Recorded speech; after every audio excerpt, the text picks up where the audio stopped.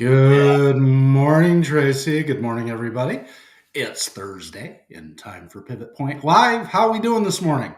Yeah, at 8:02, I am doing fabulous. I'm doing amazing. Good morning, Paul. Good morning, all of our viewership. Viewership. Is that a word, Paul? Viewership? A Viewership. ship of viewers? Yeah, I think that is a word. If not, I coined it. I think So, so. It's John, very Navy. I like that. It's viewership. Navy-ish. It's naval. It's Yes. naval. Show me your naval. Let's go. All right. Okay. So today, What are we Paul, doing today, man? What are we doing? What are we we're going to doing? risk it. We're going to risk everything. And we're going to We're gonna identify. risk everything. Yeah, it's risk. So risk assessment, risk analysis, what's the cost in doing something in business or in life? Why do we take risks? How do we identify risk for our business? Isn't it? It's got to be the case that there's risk just getting in your car, and you're like, oh, I'm a great driver. Yeah. Yeah, but somebody else may not be. And so, like we're taking risks all the time.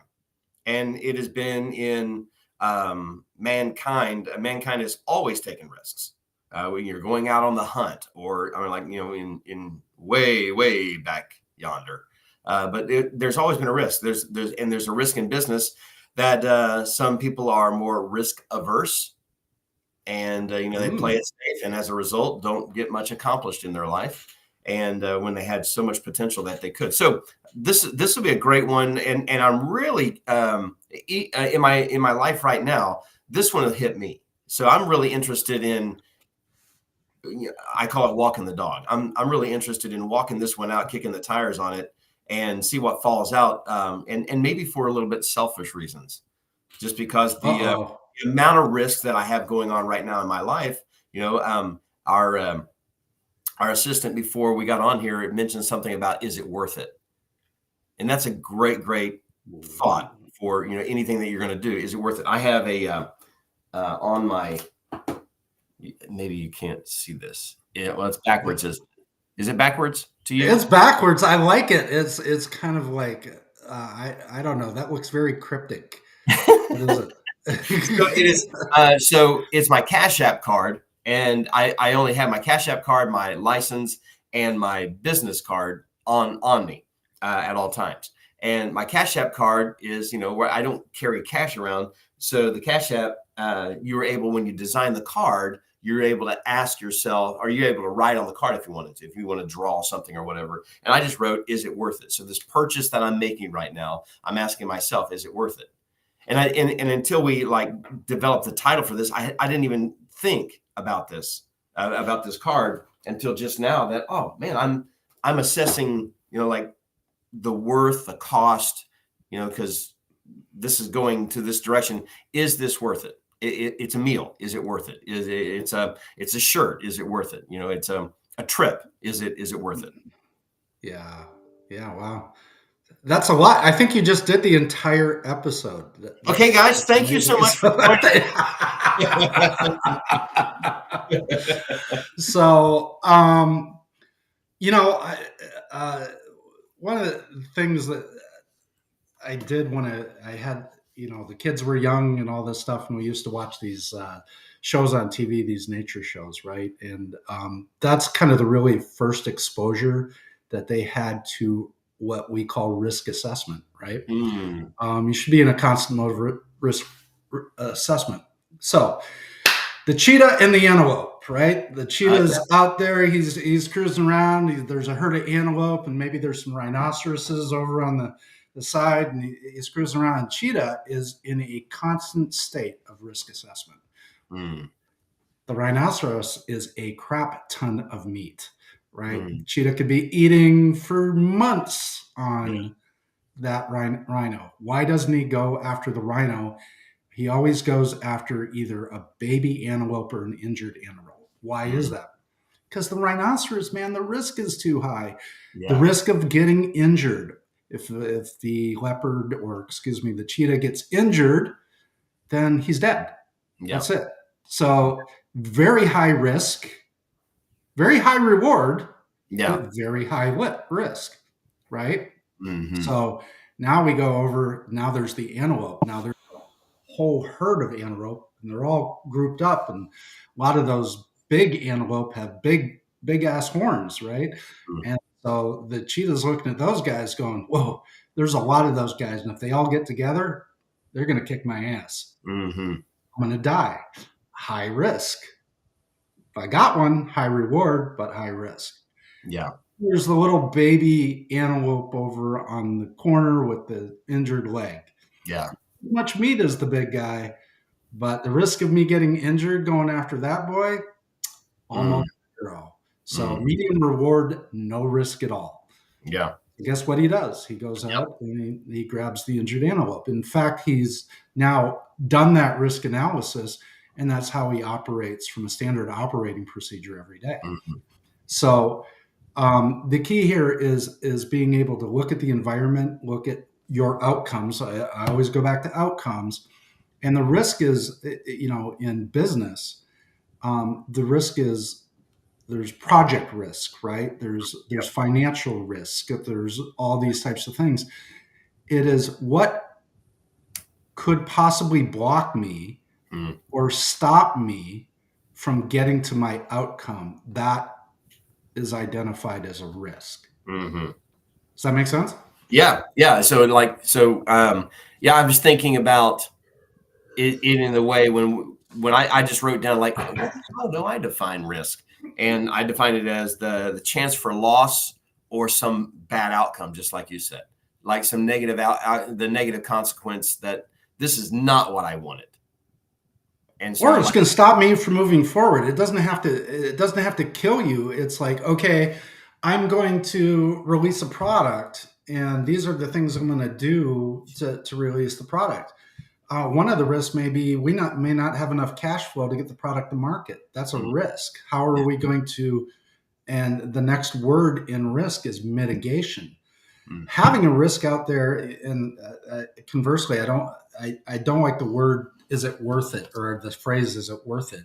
It's not a matter of being worth it. It's a matter of identifying risks so that you have mitigations for those risks or contingency plans to work around them. So, you know what's going to be what may be a problem. The big one is you don't know what you don't know. And those are the unvisible risks. The bad word. Oh, bad word. Yeah. I'm gonna really the risks that are out of sight. And that just kind of show up. I didn't see that coming. Yes. Yeah, no kidding. It's always the one that you didn't see coming that gets you. So how do you align yourself to be in the best possible place and anticipating even risks that you don't know about yet? Right. I'll pull a little scripture out here because I think it's. Ooh, we're going scripture. So Solomon.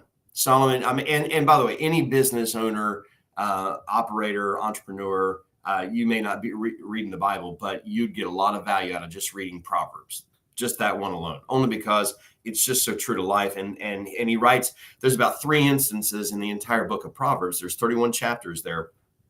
And each one is a standalone principle. It's kind of like if you like quotes, quotes from Winston Churchill or, JFK or whatever it is. I love quotes because they kind Admiral Farragut. They hold like so much wisdom in just like a few words in one sentence. So that's what these are. And he writes and he says that there's safety in the multitude of counselors. So like when you're talking about how do you mitigate the risk or how do you assess the risk? One of the way like to know like, okay, I thought through everything that I think could possibly go wrong or what the loss could be. I've gone through that myself. Ring, ring. Hey, Paul, I'm working through something right now. I wonder, have you ever gone through this right here? What am I not seeing? Like that is, yep. I'm getting close to, because the risk is on the other side of comfort and safety. But if there's safety in the multitude of counselors, then I need to surround myself with men and women who have either been there, done that. They know the way, they can show me the way because they're going the way, that kind of thing. And so that's how I've often mitigated risk, just by considering, okay, I think I know what could possibly go wrong here. But instead of just, I don't have a big enough ego to just say, I'm just going after it. I have to say, okay, maybe I'm not seeing something. Paul, what am I not seeing here? What else could go wrong? Well, have you considered this? Oh, no, I didn't. That's why I called. Yep. You need to bring him in, but I'm going to quote Admiral Farragut here and say, Okay, "Damn the good. torpedoes, full speed ahead." Mm, So, and that goes to your what we call the appetite for risk, right? mm, What is your appetite for risk?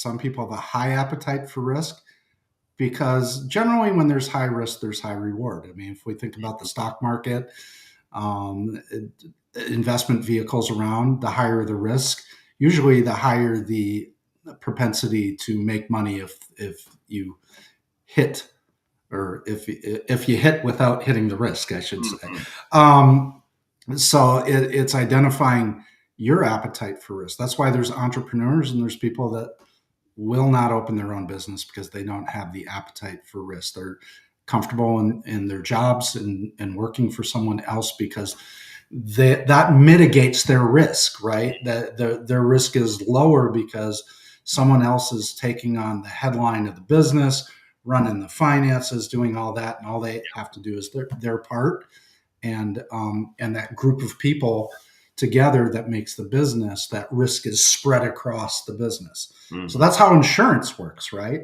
Mhm. Insurance is Yeah, the same right. way because there's a risk assessment. Um, Insurance is a pool of people that basically put their money together to spread the risk across the people. Think about car insurance. There's some people that are very high risk, some people that are very low risk, and they're all put together in a pool and they pay a certain premium for their insurance. And basically, all insurance is everybody putting their money together. And then when someone has an accident, all that money goes to that one person who has the accident. So Yeah. there's spreading risk, there's pooling risk. Um, from the financial, from the business perspective, there's project risk, there's obviously financial risk. Um, the question is, and I think that the headline of this was, how do I identify risk? Mhm. So, in what you're doing, whatever it is, you ask yourself a simple question and you ask everyone else around you, to your point, what could possibly go wrong? Mhm. Yeah. Yeah. So, What could stop me in my tracks? mhm. And like you said, I loved how you put, it's usually the unknown that'll get you. It's the thing you could not anticipate because you just didn't know because you. And I was just coaching a person in a different field yesterday, and they're like, well, Tracy, what do you think? What am I not seeing? I said, well, here's the thing. Who else in your industry is doing what you're about to do? No one. I've never heard of this before. I said, you're at the tip of the spear. I mean, like when you're out there blazing a trail and you're Daniel Boone going through Kentucky, ain't no other white man been there before. There's not a trail. You're bringing it. So you're Yeah. just. I mean, and to your point about having the appetite for risk, is there ever going to be a time when something does not go wrong? Even when you've planned out everything, I mean, to the letter, and it just goes. Yeah, remember the A-Team? Hannibal Oh used to say, yeah.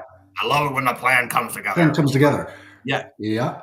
and Well, I mean, I go back to our original metaphor, right? Because that cheetah who goes after the small little injured one didn't see the big ass buck standing behind him, and all of a sudden he's got a couple of horns in his butt, yeah, right? Okay, so sometimes things come to bite you in the butt. yeah. What a um, metaphor. so it pulling together, like you said, um, finding people that have been there, done that, getting those people in place to help you identify risk and help you either mitigate or have contingencies. So contingencies, we've said on the show a few times, never change the goal, but change how you get there. That's the contingency, right? We ran into a big giant brick wall here. Let's go to the right or let's go to the left so that we can continue forward. So contingencies are important because a risk doesn't necessarily kill what you're going to do. It's identifying it and figuring ways around it and being agile enough to change your direction to get to the same goal that you're looking for. Yeah, and I think I didn't think about this before we started our episode, but just in Pivot Point Live, the whole purpose of this show is to identify there are times in our life when we have to make a pivot. COVID taught That's us right. that. The world changed. And so when the risk comes, I didn't see this coming. Okay, you can go suck your thumb, or we can find a way around it or through it or over it or under it, or who's been here before that can, call from ahead and let us know, hey, there is a path, but you can't see it right now. And they can guide us through there. Yeah.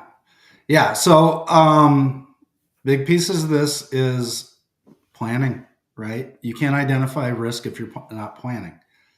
So how do we identify risk? We put together a good plan to go where we're going, whether it's a business plan or, personal plan, or, I want to go to, or I'm going to Italy in October or November. I'll be in Rome. Got some meetings there, and obviously we're going to do a little vacation time. I'm planning that now. Like, what the first question that comes, I'm going, we just got back from Portugal. We had a great trip. None of the risks presented themselves. So we didn't need to use any of our contingencies. We're going to Rome again. We're putting together a plan. What if things go wrong over in Europe? What if there's a, terrorist attack? How do we get out of where we're at if something happens? Yeah. What's our plan to get that done? Do we have a pathway to get out in the event of emergency? Okay, yes, here's what we're going to do. We're going to utilize American Express to get this in. Well, based on where we're at, we could hop on a boat. We could grab a car. I always rent a car when I go to a foreign place, because I don't want to be without transportation if there is an emergency. Right? I'm looking at all the risks that are involved in that trip, and I have contingencies put together for them. That way, when I'm in a problem with when the risk presents itself, I'm not going, oh shit, what am I going to do? Yeah. I'm situationally aware. I'm tactically aware. I have mitigations and contingencies in place for any eventuality. Odds are, if something goes wrong, I'm going to make it out. Yeah. Yeah. So I was just writing down some statements, what could go wrong, we've said. But then there's this component that some people are not planning like they should be, like they could be, or maybe they're overthinking it, they're over planning that. And some are saying, like, what if? Well, what if? Yeah, I mean, like, but what if it succeeds? What if I fail? That kind of thing. But then there's those that are like, oh, that'll never happen, so they don't even think into it. Like, oh, the plane will never go down, or the ship will never sink, or the odds are that that's happening. It's just so slim.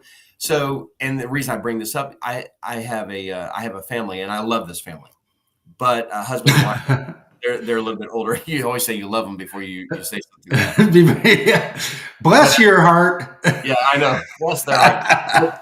But when we first moved to this area, they'd never been out of town. I mean, like barely, and like maybe to the next town over, but that's it. So when it was like, we're going to the city. By that, I mean Oklahoma City. Like, oh, that's the city? I mean, like, so they called their insurance company, because they were going to stay overnight in Oklahoma City. They called their insurance company to make sure that if they traveled in their automobile, they would still be covered if they went into a different county. So, and it's like, that is, in my opinion, I would have never done that. I would have never called. It's like back in the day, I used to feel like I got to call my credit card, because if they see charges and I'm in a different state, I don't want to be inhibited from my whatever fun or the meal that I've eaten already. And then no, it's fraud or whatever. So I used to call and let them know that I was going to be in a different state, just because I was trying to mitigate the risk. Yeah, and I get that, but to that family's benefit, and I think this is actually quite important. But you don't have knowledge till you get it. they've never been in this situation before, so Right. they made a phone call because they didn't have knowledge till you get it. Unless someone teaches you something, we always, people joke about other people who don't know certain things. Well, they don't know it because they've never been exposed to it. And it's just, that's part of the education process. You happen to get that information probably when you were 15, Yeah. and you kind of knew how car insurance worked. And then you carried that forward where they may have gotten their first car when they were 30 and they had no idea about insurance. And that's so encouraging So to our viewers. It's so encouraging what you just said.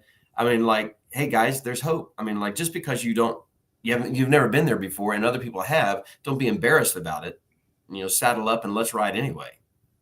yeah, the big thing is go get the knowledge, right? Don't I'm going to go on a tangent here, but this is like really important because I watch so many freaking people do this, and it's really key. They will take something someone says as gospel. I'm going to use your terms. Come on, St. Paul. Okay, a letter from Paul to the Corinthians. But they take other people's things as gospel. Don't ever do that. Yeah. Go take the information and go, thank you, and then go research it for yourself. Yeah. Go fact check things. Don't, Joe told me this, or I hear this all the time, and Fran told me this. Well, Joe and Fran got bad information from whoever they got it from, and that bad information has now traveled around the world and become a form of truth, and it's actually not the right information. The thing is, you have a conversation, you don't know what you're talking. In fact, do it. If you're talking to me and I tell you something, you should go fact check me. Maybe I'm wrong. Maybe I got my information wrong. Okay. I could be completely talking out of my butt. Yeah. But the fact of the matter is I brought a perspective to it. Now go fact check it so that you can develop your own information. Yeah. That is like, if I can teach anybody anything in my life and I hit my grave tonight, that would be it. Go to a real resource, fact check what you're being told. Yeah. Because you could travel the rest of your life making wrong decisions based on bad information. I say amen. To your gospel. Because that is true. That is that I am responsible for my decisions. I can't I asked you and you told me, dude, it's your life. You're responsible for your own decisions. I didn't make the decision for you. I gave you some information and you gotta check it out. My father used to say when, sermon construction, when you're crafting a sermon, he said, I'll take a little bit of Wesley, or I take a little bit of Whitfield, and I take a little Spurgeon, and I take a little bit of my own experience and other pastors that mentored me, and I put it in my own salad bowl, and I make my own tossed salad out of it. But it's when it comes out and it's delivered, it's my choice. It was my sermon. And so he said, don't ever worry about being so, because we're not. We're a product of a product of a product of a product. There's a lot of people that have invested into me that when I get a win, they get a little kickback. They get a little win too, because they taught me these things. Yeah. And I'm gonna throw one other thing in there I'm gonna take it one step deeper. You're responsible for your own choices, but you're responsible for your own education. Okay. You can't depend on everybody to tell you where to go and what to do. You need to go do your homework and your research and understand what your goal entails so that you can identify risk, really identify it with good information, good data. Yeah. Right. And I know, you get this, and you talked about this before. We call it analysis paralysis, right? We're going to analyze this till it's freaking dead. You've got to be that. So I always say cockiness is, what is it? Cockiness is, I'm losing it today. Oh no. I'm forgetting my own statements, but, cockiness is, execution without experience, and confidence without experience, and wisdom is confidence with experience. Yeah. right? So Yeah. there's the I've read it and I've done it. Well, there's always going to be a 20% that you don't know Hmm. that you have to be comfortable with. You Yeah. have to get to a certain level to be able to execute on your plan. Yeah, And that's there's always great. going to be Great to say. unknowns. That's a Yeah. great. Sorry, I struggled so much getting No, that one no, out, but excellent. yeah. I love that um, because I do that, and I did so where my family is concerned. So like when you think about the risk, I think about loss. I think about, okay, could I lose one of my family members? Could I lose my marriage? Could I lose my home? Could I lose my financial stability? Could I lose my reputation? So like all of these things, like every choice that I make will come with some level of risk. And so All like, right. Yeah. I'm right. going to jump in on that right there because there's the one last component of risk, and you just identified And then I think, okay, it. yeah, there is risk in this. There's risk on my reputation. So like, and that's really what's right where I am, where I said at the open of this call, I said, I'm really going to be digging in on this one because not that I don't, show up 100% on the other ones, but only because this one is so important to where I am right now, because I'm at that stage that you were at, likely 8-10 years ago, where okay, I'm in this transition, and it's kind of, and I'm not scared, but it's kind of, I'm thinking I'm going to make this transition. And the one thing that is like who I've been and who I'm going to be are going to be a little bit different. I'm still going to be me, but it's going to be a little bit different. And the risk is, okay, where would this put my family? Where would that put my reputation? What I've been known for a long time, like, and like this, I'm not too deep on what will people think, like, because I've learned to overcome that in my 40s. I've learned to overcome like what people think of me is none of my business type attitude toward that. But there's some people that I care about, and it will affect them, No. like because the choices that I make. And so like there's a level, you mentioned, the reason this come up is because you mentioned the 20%. How much information do I need to take action? Because there's all So this stuff. Okay, bring it. the final component I can of see any it risk from you. analysis. I see like, oh, Well, I okay. just like because you're saying it all. You're like you're outlining all these things that could possibly happen. The key is to weight the risk. Okay. How do I weight risk? Is the Ah, question? Okay, and if WIGHT. yeah, yeah, exactly. How do I weight it? Because in my calculation of risk, I need to understand like, and weighting risk is what is the possibility of this actually happening? Mhm. Like, is there a 20% possibility of this happening?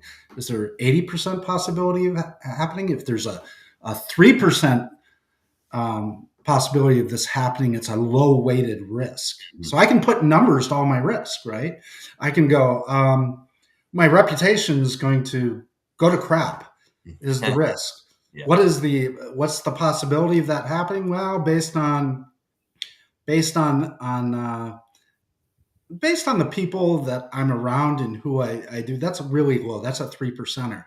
So I've got the risk is 100, right? And it's only 3% of 100, so that's 3. Mm. And then this risk, this risk, this risk, they're all 100, and then I weight them, and they all become a number, Yeah. right? And then I add those numbers up. And is that acceptable with me? Is that an acceptable risk with me, or is it Mm. not acceptable based on that? Yeah. I'm going to go broke. The risk is 90%. Hmm. I can't. No, sorry, that's too much risk. Hmm. The key here is very few people actually put numbers to their fears, to the risks, to all of that stuff. Hmm. And when you do that, we always talk about metrics, right? Metrics are what drives you. When we do that, then we can get really comfortable because we've got a number to work with. It's a quantifiable term. Yeah, Now because we know what our risk is. yeah, Yeah, now we're thinking in terms of reality. I'm like, oh, I exactly. feel like, oh no, I like, and is this a feeling or is this fact? I mean, like, have you done the work to measure this out to say, you know what? I mean, like, okay, I get you. I'm super scared. And like, what if? okay, let's go and quantify this level of risk that you have. Oh, well, this is only a 20% chance that this has happened. Would you schedule a non-refundable rain check golf outing at a very expensive course if there was a 20% chance of rain? Yes. No, I go ahead and go golfing. Yeah. Right? I mean, like, so like, yeah, but what if you lose and they don't provide a rain check? You won't get that money back. And it's $100 just for one 9-hole. I mean, like, but it's only 20% chance of rain. Oh, okay. So then there is a quantifiable. Of course, you got to be careful who you listen to for your meteorologist. Yeah. You happen to use weather, which is a whole nother, situation. But let's use something more business perspective. I am bringing a new product to market. Yeah. Okay, and I have two things. I have a manufacturer who will produce my product here in the United States, and I have another manufacturer who produce it in China. Okay, my cost of the product is 75% of what it would be in the United States and China.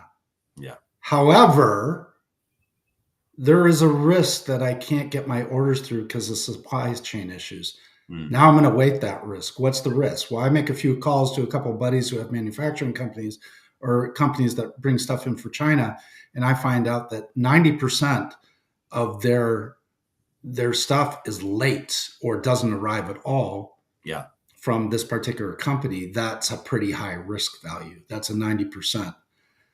So the question then becomes, am I willing to spend 25% higher in cost to get it here in the United States, not have the supply chain problem? Or do I accept the risk to save the 25% to have it delivered from China? Right. And now I have numbers.